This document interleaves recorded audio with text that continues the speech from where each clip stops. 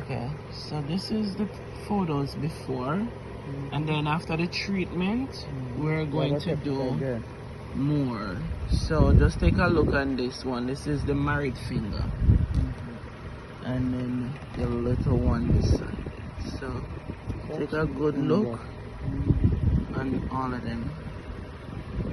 So look at this one. This one is bad. This is bad. That is bad as well. And then this one is also bad. These two, right? So, right, okay. So we're gonna do all 5. So we're gonna do on the married hand. We're gonna do this one, and then we're gonna do the married finger. We're gonna do the small one, married finger, and the big one. Yeah, right. So there it is.